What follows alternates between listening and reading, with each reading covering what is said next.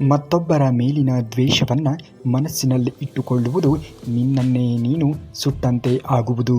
ಆ ಕಹಿ ನೆನಪುಗಳನ್ನು ಹೊರಗೆ ಹಾಕಿ ಮನಸ್ಸನ್ನು ಸ್ವಚ್ಛವಾಗಿ ಇಟ್ಟುಕೊಳ್ಳುವುದನ್ನು ನೋಡು. ಭಾವನೆಗಳ ಪ್ರವಾಹದಲ್ಲಿ ಕೊಚ್ಚಿ ಹೋಗಿ ನಿರ್ಧಾರಗಳನ್ನು ತೆಗೆದುಕೊಳ್ಳಬೇಡ. ಪ್ರತಿಯೊಂದು ಹೆಜ್ಜೆಯನ್ನು ಕೂಡ ವಿವೇಕದ ಕಣ್ಣಿನಿಂದ ನೋಡು. ನೀನು ಖಂಡಿತವಾಗಿಯೂ ಕೂಡ ಮುಂದೆ ಬಂದೇ ಬರುತ್ತೀಯಾ ಎನ್ನುವುದನ್ನು ಮರೆಯಬೇಡ.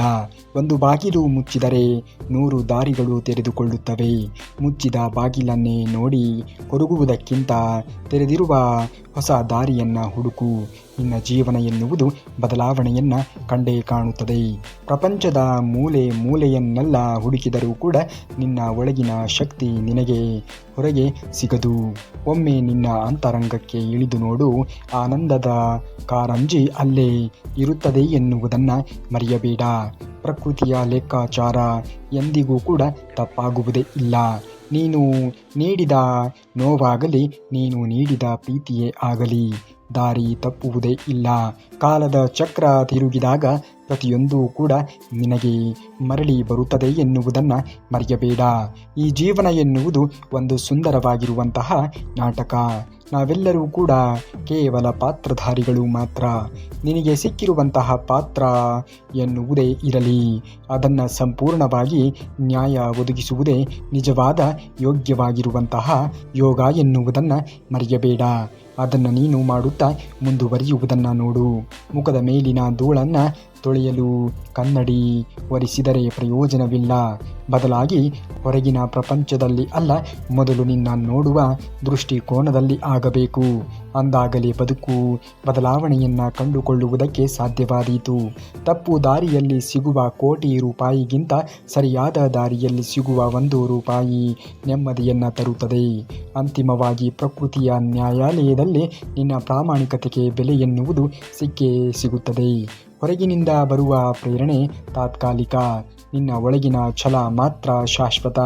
ನಿನ್ನನ್ನು ಮುಂದೆ ನಡೆಸಲು ಬೇರೆ ಯಾರೂ ಕೂಡ ಬರುತ್ತಾರೆ ಎಂದು ಕಾಯುವುದನ್ನು ಹಿಂದೆ ನಿಲ್ಲಿಸು. ನಿನ್ನ ಶ್ರಮವನ್ನು ನೀನು ಪಡು. ಉಳಿಗಿರುವುದನ್ನು ದೇವರು ಶ್ರೀಕೃಷ್ಣ ಪರಮಾತ್ಮನು ನೋಡಿಕೊಳ್ಳುತ್ತಾನೆ. ನಿನ್ನ ಮನಸ್ಸಿನ ಗಾಯಗಳನ್ನು ಮತ್ತು ದೌರ್ಬಲ್ಯಗಳನ್ನು ಎಲ್ಲರ ಎದುರು ಪ್ರದರ್ಶಿಸಬೇಡ. ಇಲ್ಲಿ ಸಾಂತ್ವನ ನೀಡುವವರಿಗಿಂತ ಆ ಜಾಗಕ್ಕೆ ಉಪ್ಪು ಸುರಿಸುವವರೇ ಹೆಚ್ಚು ಎನ್ನುವುದನ್ನು ಮರೆಯಬೇಡ. ಯಾರ ಬಳಿಯಲ್ಲಿಯೂ ಕೂಡ ಏನನ್ನ ಹೇಳದೆ ನಿನ್ನ ಪಾಡಿಗೆ ನೀನಿದ್ದು ನಿನ್ನ ಕೆಲಸ ಕಾರ್ಯಗಳನ್ನು ಮಾಡುತ್ತಾ ಮುಂದುವರಿಯುವುದನ್ನು ನೋಡು.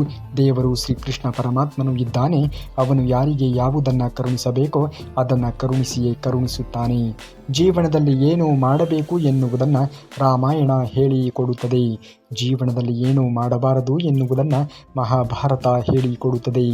ಜೀವನದಲ್ಲಿ ಹೇಗೆ ಬದುಕಬೇಕು ಎನ್ನುವುದನ್ನು ಭಗವದ್ಗೀತೆ ಎನ್ನುವುದು ಹೇಳಿಕೊಡುತ್ತದೆ. ದುರಾಸೆ ಬೇಡವೇ ಬೇಡ. ದ್ವೇಷವನ್ನು ಸಾಧಿಸಬೇಡ. ಇತರರ ಏಳಿಗೆ ಕಂಡು ಅಸೂಹೆ ಪಡಬೇಡ. ಇವುಗಳಿಂದ ನೋವುಗಳೇ ಹೊರತು ಸಂತೋಷ ಎಂದಿಗೂ ಕೂಡ ಸಿಗುವುದಿಲ್ಲ. ಸಾಧ್ಯವಾದರೆ ಪ್ರೀತಿ ಹಂಚು. ಅದರ 2ರಷ್ಟು ನಿನಗೆ ಸುಖ ಶಾಂತಿ ಎನ್ನುವುದು ಸಿಕ್ಕೇ ಸಿಗುತ್ತದೆ ಎನ್ನುವುದನ್ನು ಮರೆಯಬೇಡ. ನಿನ್ನ ಪಾಡಿಗೆ ನೀನಿದ್ದು ನಿನ್ನ ಕೆಲಸ ಕಾರ್ಯಗಳನ್ನು ಮಾಡುತ್ತಾ ಮುಂದುವರಿಯುವುದನ್ನು ನೋಡು. ನನಗೆ ನೋವು ಕೊಟ್ಟವರೊಂದಿಗೆ ದ್ವೇಷ ಬಿಟ್ಟೆ, ಮಾತು ಬಿಟ್ಟೆ, ಪ್ರತಿಕಾರದ ಸೇಡು ಬಿಟ್ಟೆ, ಮೌನಕ್ಕೆ ಶರಣಾಗಿ ಬಿಟ್ಟೆ. ಎಲ್ಲರನ್ನ ನೀನು ಒಪ್ಪಿಸಿ ನಿಶ್ಚಿಂತನಾದೆ. ಮುಂದಿನ ಆಟ ನಿನ್ನದು. ಕಾರಣ ನೀ ಸೂತ್ರಧಾರಿ, ನಾ ಪಾತ್ರಧಾರಿ. ನಿನ್ನ ಆಟ ಎನ್ನುವುದು ಶುರುವಾಗಲಿ. ಮಳೆಯ ಹನಿ ಸಣ್ಣದ್ದು ಇರಬಹುದು, ಅದು ಬಿಡದೆ ಸುರಿದರೆ ದೊಡ್ಡ ನದಿಗಳು ಉಕ್ಕಿ ಹರಿಯುತ್ತದೆ. ಪ್ರಯತ್ನ ಸಣ್ಣದಾದರೂ ಕೂಡ ಪರವಾಗಿಲ್ಲ, ನಿರಂತರವಾಗಿ ಇದ್ದರೆ ದೊಡ್ಡ ಸಾಧನೆ ಮಾಡಲು ಸಾಧ್ಯವಾಗುತ್ತದೆ ಎನ್ನುವುದನ್ನು ಮರೆಯಬೇಡಿ. ನಿನ್ನ ಬಳಿ ಏನಿದೆಯೋ ಅದನ್ನು ಗೌರವಿಸುವುದನ್ನು ಕಲಿ. ಜೀವ ಚಿಕ್ಕದ್ದು, ಆದರೆ ಜೀವನ ದೊಡ್ಡದ್ದು. ಸಾಯುವವನಿಗೆ ಒಂದೇ ಬಾರಿ, ಸಾಧಿಸುವವನಿಗೆ 1000 ದಾರಿ. ತಾಳ್ಮೆಯಿಂದ ಇರಿ, ಏಕೆಂದರೆ ಸಮಯವು ಯಾರಿಗೂ ಕೂಡ ಒಲವು ತೋರುವುದೇ ಇಲ್ಲ. ತಾಳ್ಮೆಯಿಂದ ಇದ್ದು ನಿಮ್ಮ ಪಾಡಿಗೆ ನೀವಿದ್ದು ನಿಮ್ಮ ಕೆಲಸವನ್ನು ಮಾಡುತ್ತಾ ಮುಂದುವರಿಯುವುದನ್ನು ನೋಡಿ. ನಿಮ್ಮ ಪ್ರಾಮಾಣಿಕವಾಗಿರುವಂತಹ ಪ್ರಯತ್ನಕ್ಕೆ ದೇವರು ಯಾವಾಗ ಕರುಣೆಯನ್ನು ತೋರಿಸಬೇಕೋ ಆ ಸಮಯ ಬಂದಾಗ ಖಂಡಿತವಾಗಿಯೂ ಕೂಡ ಕರುಣೆಯನ್ನು ತೋರಿಸಿಯೇ ತೋರಿಸುತ್ತಾನೆ. ನಿನ್ನಲ್ಲಿ ಸತ್ಯ, ನೀತಿ, ಧರ್ಮ ಇದ್ದರೆ, ಕಾಯುವ ತಾಳ್ಮೆಯೂ ಕೂಡ ನಿನ್ನಲ್ಲಿ ಇದ್ದರೆ ನೆನಪಿಟ್ಟುಕೋ. ಹಾರಾಡಿ ಮೆರೆದವರೆಲ್ಲರೂ ಕೂಡ ತೂರಾಡಿ ಹೋಗುವುದನ್ನು ನೀನು ನೋಡುತ್ತೀಯ ಎನ್ನುವುದನ್ನು ಮರೆಯಲೇಬೇಡ. ನಂಬಿಕೆ ಎನ್ನುವುದನ್ನು ಉಳಿಸಿಕೊಂಡು ಜೀವನವನ್ನು ಮಾಡುವುದನ್ನು ನೋಡು. ಕಲ್ಲಿನಲ್ಲಿ ದೇವರಿದ್ದಾನೆ ಎಂದು ನಂಬಿಸುವಲ್ಲಿ ಧರ್ಮ ಗೆದ್ದರೆ, ಆದರೆ ಮನುಷ್ಯನಲ್ಲಿ ಮನುಷ್ಯ ಇದ್ದಾನೆ ಎನ್ನುವ ಸತ್ಯವನ್ನು ಸಾಬೀತುಪಡಿಸುವಲ್ಲಿ ಧರ್ಮ ಸೋತಿದೆ. ಇತ್ತೀಚಿನ ದಿನಗಳಲ್ಲಂತೂ ಕೆಲವೊಬ್ಬರ ಮನುಷ್ಯರಲ್ಲಿ ರಾಕ್ಷಸರು ಇದ್ದಾರೆ ಎನ್ನುವುದು ಸಾಬೀತುಪಡಿಸುತ್ತಿದ್ದಾರೆ. ನಿನ್ನ ಸಂಬಂಧಿಕರೇ ನಿನ್ನ ಮೊದಲ ಶತ್ರುಗಳು, ಏಕೆಂದರೆ ಎಲ್ಲರಿಗಿಂತ ಚೆನ್ನಾಗಿ ಅವರೇ ನಿನ್ನನ್ನು ತಿಳಿದುಕೊಂಡು ಇದ್ದಾರೆ.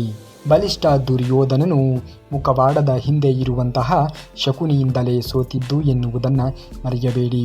ಶ್ರೀಕೃಷ್ಣ ಪರಮಾತ್ಮನನ್ನ ದಿನದಲ್ಲಿ ಒಮ್ಮೆಯಾದರೂ ಕೂಡ ಪಠನೆ ಮಾಡುವುದನ್ನು ನೋಡಿ. ಕದ್ದು ತಿನ್ನುವ ಬೆಕ್ಕು ಮನೆಯ ಒಳಗೆ ಇರುತ್ತದೆ, ಅದೇ ನಂಬಿಕೆಗೆ ಅರ್ಹವಾಗಿರುವಂತಹ ನಾಯಿ ಮನೆಯ ಹೊರಗೆ ಇರುತ್ತದೆ. ಜೀವನದಲ್ಲಿಯೂ ಹಾಗೆ. ಮೋಸ ಮಾಡುವವರನ್ನು ಸುಲಭವಾಗಿ ನಂಬುವಷ್ಟು ಒಳ್ಳೆಯವರನ್ನು ಈ ಪ್ರಪಂಚ ನಂಬುವುದೇ ಇಲ್ಲ. ಇವತ್ತು ನಿನ್ನನ್ನು ಯಾರೂ ಗಮನಿಸದೇ ಇರಬಹುದು, ನಿನ್ನ ಬೆಲೆ ಯಾರಿಗೂ ಕೂಡ ಅರ್ಥವಾಗದೇ ಇರಬಹುದು. ಅದಕ್ಕಂತ ಪ್ರಯತ್ನ ಮಾತ್ರ ನಿಲ್ಲಿಸಬೇಡ. ಒಂದು ದಿನ ಅದೇ ಜನ ಇಷ್ಟು ದೂರ ಇವನು ಹೇಗೆ ಬಂದ ಅಂತ ಆಶ್ಚರ್ಯವನ್ನು ಪಡುವಂತೆ ಬೆಳೆದು ನೀನು ನಿಲ್ಲುವುದನ್ನು ನೋಡಬೇಕು. ಹೊರಗಡೆ ಎಲ್ಲರ ಮುಂದೆ ನಗುವುದು ತುಂಬಾ ಸುಲಭ, ಆದರೆ ರಾತ್ರಿ ಎಲ್ಲರೂ ಮಲಗಿದ ಮೇಲೆ ಒಬ್ಬನೇ ಕೂತು ಕಣ್ಣೀರು ಒರೆಸಿಕೊಳ್ಳುವ ನೋವು ಅನುಭವಿಸಿದವರಿಗೆ ಮಾತ್ರ ಅರ್ಥವಾಗುವುದು. ನಿನ್ನ ನೋವಿಗೆ, ನಿನ್ನ ಶ್ರಮಕ್ಕೆ ದೇವರು ಖಂಡಿತವಾಗಿಯೂ ಕೂಡ ಒಳ್ಳೆಯದನ್ನು ಕರುಣಿಸಿಯೇ ಕರುಣಿಸುತ್ತಾನೆ. ನಡೆಯುವ ಹಾದಿಯಲ್ಲಿ ಚುಚ್ಚುವ ಮುಳ್ಳುಗಳು ಇದ್ದರೆ ಪಾದರಕ್ಷೆಗಳನ್ನು ಮೆಟ್ಟಿ ನಡೆ. ಬದುಕೆಂಬ ದಾರಿಯಲ್ಲಿ ಚುಚ್ಚಿ ಮಾತನಾಡುವ ಜನರು ಇದ್ದರೆ ನಿನ್ನ ಪಾದರಕ್ಷೆಗಳನ್ನು ಬಿಡುವಂತಹ ಸ್ಥಳದಲ್ಲಿಯೇ ಅಂಥವರನ್ನು ಬಿಟ್ಟು ನಡೆಯುವುದನ್ನು ಕಲಿತುಕೋ.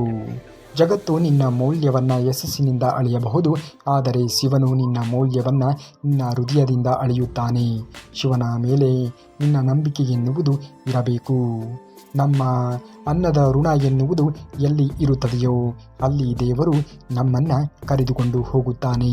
ಒಳ್ಳೆಯ ಸ್ನೇಹ ಎಂದರೆ ಅದೊಂದು ಪ್ರಜ್ವಲಿಸುವ ಜ್ಯೋತಿ.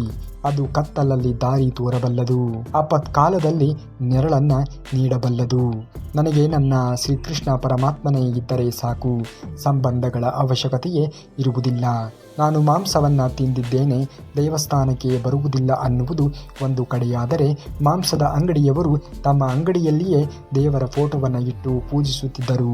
ಈ ಭಕ್ತಿ ಮನಸ್ಸಿನಲ್ಲಿ ಸ್ವಚ್ಛವಾಗಿ ಇದ್ದರೆ ಸಾಕು ಅಲ್ಲವೇ? ಮುಖವಾಡ ಧರಿಸಿದವರ ಮಾತಿಗಿಂತ ಅವರ ಕರ್ಮವೇ ಅವರ ನಿಜವಾದ ಪರಿಚಯ.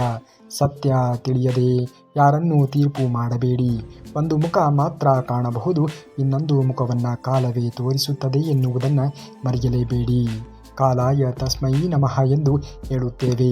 ತಕ್ಕಡಿಯಲ್ಲಿ ತೂಕ ಎಷ್ಟು ಮುಖ್ಯವೋ ಬದುಕಿನಲ್ಲಿ ಮಾತು ಕೂಡ ಅಷ್ಟೇ ಮುಖ್ಯ. ತೂಕ ತಪ್ಪಿದರೆ ಗ್ರಾಹಕರು ಕಳೆದುಕೊಳ್ಳುತ್ತಾರೆ, ಮಾತು ತಪ್ಪಿದರೆ ಸಂಬಂಧ ಕಳೆದುಕೊಳ್ಳುತ್ತದೆ.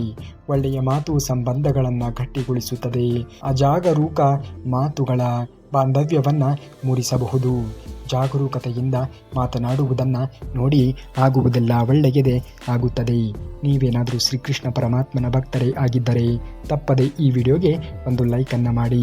ಇನ್ನು ನಾಳೆ ಶ್ರೀಕೃಷ್ಣ ಪರಮಾತ್ಮನ ಮತ್ತಷ್ಟು ವಚನಾಮೃತದೊಂದಿಗೆ ನಿಮ್ಮ ಮುಂದೆ ಬರುವವರೆಗೂ ಧನ್ಯವಾದ.